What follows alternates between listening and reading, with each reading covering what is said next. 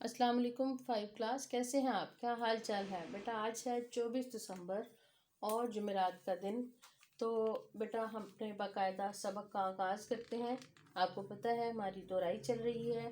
دہرائی میں ہمارا جو ہے یہ سیکنڈ لاسٹ باب ہے، سبق ہے، ٹھیک ہے۔ اس کے بعد ایک سبق ہے، اس کے بعد ہماری دہرائی بھی مکمل ہو جائے گی، پھر ہمارے ٹیسٹوں کا کام شروع ہو جائے گا۔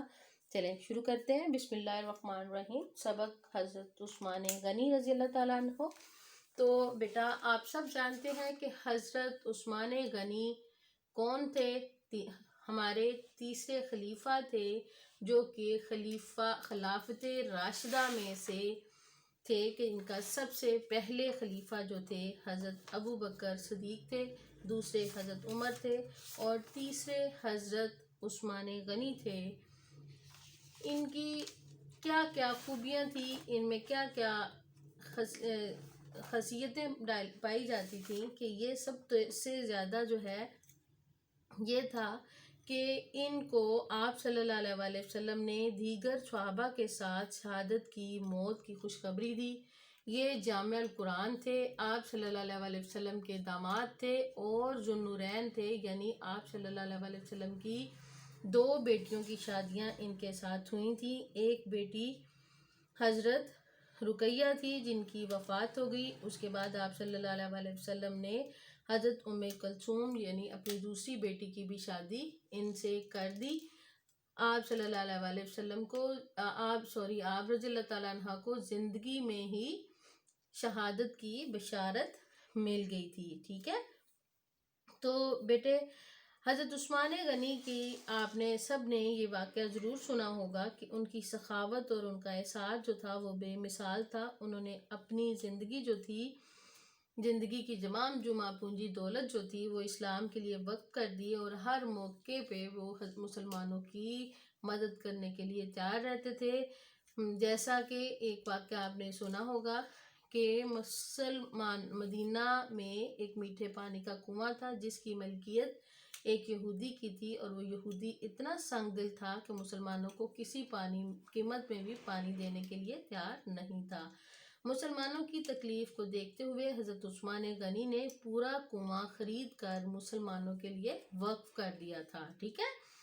تو اس کے ساتھ ایک اور خاص بات کہ جو مسجد نبوی تعمیر کی گئی تھی، اس کی جو زمین خریدی گئی تھی وہ جن 2 یتیم بچوں کی زمین تھی، اس کی بھی رقم آپ نے ادا کر دی تھی، اور اس موقع پر آپ رضی اللہ تعالیٰ عنہ کو حضور اکرم صلی اللہ علیہ وسلم نے جنت کی بشارت دی تھی۔ اسی طرح بہت سارے واقعات ہیں، چند ایک کا ذکر ہم نے کر لیا۔ اس کے بعد آپ کی خلافت جو تھی اس میں یہ تھا کہ نبی صلی اللہ علیہ وسلم کو حضرت عثمان غنی پر اتنا اعتماد تھا کہ انہوں نے مال کے ذریعے اہل ایمان کی ان کو نصرت فرمائی، اور آپ کی وہ انتہائی قدر کرتے تھے۔ حضرت عثمان غنی جو تھے، ان کی خلافت جو تھی اس طرح تھی کہ یہ تیسرے خلیفہ تھے، اور ان نے 12 سال تک حکومت کی، اور اس دوران انہوں نے حضرت عمر کے اصولوں کی پیروی کی، روم کے ایران کو شکست فاش کر دی۔ آپ نے لیبیا، الجزائر، مراکش، طرابلس، قبرص، اسکندریہ جیسے ممالک کو فتح کیا اور اسلامی ریاست کا ایک حصہ بنایا۔ حضرت عثمان غنی نے اپنی زمانہ خلافت میں قرآن مجید کا نسخہ جو کہ حضرت ابو بکر صدیق رضی اللہ تعالیٰ عنہ کے زمانے میں مرتب کیا گیا تھا، اس کی کاپیاں بنوائیں، پھر اس کو اسلامی ریاست میں تقسیم کیا۔ اس کی ایک نقل جو تھی مدینہ منورہ میں رکھی گئی، جو ساری امت کو قرات کے ساتھ پڑھنے کے لیے اکٹھا کیا گیا، جس کی وجہ سے آپ کو جامع القرآن بھی کہا جاتا تھا۔ تو آپ جو تھے 35 ہجری میں حضرت عثمان غنی رضی اللہ تعالیٰ عنہ کو سازش کے ذریعے شہید کر دیا گیا، اور آپ اس وقت روزے کی حالت میں قرآن مجید کی تلاوت کر رہے تھے۔ اس وقت آپ کی عمر 82 سال تھی۔ آپ رضی اللہ تعالیٰ عنہ کو مدینہ کے مشہور قبرستان جنت البقیع میں دفن کیا گیا، ٹھیک ہے بیٹا۔ یہ مختصر سا تعارف تھا، ہم نے پڑھ تو پہلے لیا ہوا ہے لیکن اس کو تھوڑا سا دہرانا تھا تاکہ آپ کے لیے آسانی پیدا ہو جائے، آپ کی کسی قسم کی مشکل کا سامنا نہ کرنا پڑے. ٹھیک ہے بیٹا. اب ہم اس کے آپ کی کتاب کے صفحہ نمبر 72 پر اس کا کچھ کام ہے جو ہم دیکھ لیتے ہیں. درست جواب کے گرد آپ نے دائرہ لگانا ہے. ٹھیک ہے. اعلان نبوت کے وقت مکہ مکرمہ میں کتنے افراد پڑھنا لکھنا جانتے تھے؟ تو ان کی تعداد کتنی سی؟ 60، 70 یا 80؟ تو 70 تھی. حضرت عثمان غنی نے کس شخصیت کو دعوت اسلام قبول کی؟ ابو بکر کے کہنے پر. حضرت عثمان غنی نے اسلام کی خاطر کتنی بار ہجرت کی؟ 2 مرتبہ. ٹھیک ہے. حضرت صلی اللہ علیہ وسلم نے سخاوت کی وجہ سے عثمان غنی کو لقب دیا غنی کا. حضرت عثمان غنی کی مدت خلافت تھی 12 سال. ٹھیک ہے بیٹا. اب ہم اس کو تھوڑا سا پڑھ لیتے ہیں. حضرت عثمان غنی کا نسب کیا تھا؟ حضرت عثمان غنی کو ذو النورین کیوں کہا جاتا تھا؟ یہ ہم 2 سوالات کر لیتے ہیں، باقی ہم پھر کریں گے. ٹھیک ہے. تو حضرت عثمان غنی رضی اللہ تعالیٰ کا نسب بیان کیجئے. تو بیٹا حضرت عثمان غنی رضی اللہ تعالیٰ عنہ مسلمانوں کے تیسرے خلیفہ تھے. آپ کا نام عثمان، کنیت ابو عبداللہ اور لقب ذو النورین تھا. آپ کا تعلق قریش کے ایک مشہور خاندان بنو امیہ سے تھا.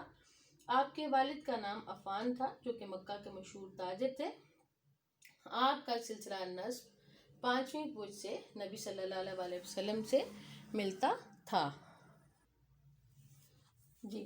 حضرت سوال ہے آپ کے پاس، حضرت عثمان غنی کو ذو النورین کیوں کہا جاتا تھا؟ تو بیٹا میں نے آپ کو بتایا تھا کہ حضرت عثمان غنی رضی اللہ تعالیٰ عنہ جو تھے، ان کے ساتھ نبی صلی اللہ علیہ وسلم نے اپنی بیٹی رقیہ کی شادی کی ہوئی تھی. ان کی جب وفات ہو گئی تو اس کے بعد آپ نے اپنی دوسری بیٹی کی شادی بھی ان کے ساتھ کر دی، اور اس حوالے سے آپ رضی اللہ تعالیٰ عنہ کو ذو النورین کہا جاتا تھا. تو اس کا جواب ہم کیا لکھیں گے؟ آپ رضی اللہ تعالیٰ عنہ کی شادی حضور صلی اللہ علیہ وسلم کی بیٹی حضرت رقیہ سے ہوئی، اور ان کی وفات کے بعد دوسری بیٹی حضرت ام کلثوم رضی اللہ تعالیٰ عنہ سے ہوئی. اسی نسبت سے آپ صلی اللہ علیہ وسلم کو ذو النورین کہا جاتا ہے. ٹھیک ہے بیٹا. ہم نے صفحہ 72 پر سوال نمبر 1 اور 2 پہلے سے کر لیا ہوا ہے، آپ کی کاپیوں پر لکھا ہوا ہے. آپ کو اس کے علاوہ بھی سمجھ نہ آئے تو آپ مجھ سے مزید پوچھ سکتے ہیں. ٹھیک ہے. وہی جو سوال آپ نے لکھے ہوئے انہی کو آپ نے دیکھ کر دوبارہ اپنی کاپیز پہ لکھنا ہے اور اس کو یاد کرنا ہے. اس کے علاوہ کسی بھی بات کی سمجھ نہ آئے تو آپ مجھ سے پوچھ سکتے ہیں. ٹھیک ہے. اپنا بہت خیال رکھیے گا اور دعاؤں میں یاد رکھیے گا. بیٹا مشکل وقت آیا پڑا ہے، دعا کریں کہ اللہ تعالیٰ اس مشکل وقت کو ختم کرے اور ہم سب کے لیے آسانیاں پیدا کرے. سب دعائیں کریں یہ بیماری ختم ہو، ہمارے اسکولوں کا باقاعدہ سے آغاز ہو اور ہم سب پہ آسانی کے دن آ جائیں. ٹھیک ہے. اللہ حافظ. اپنا بہت خیال رکھیے گا.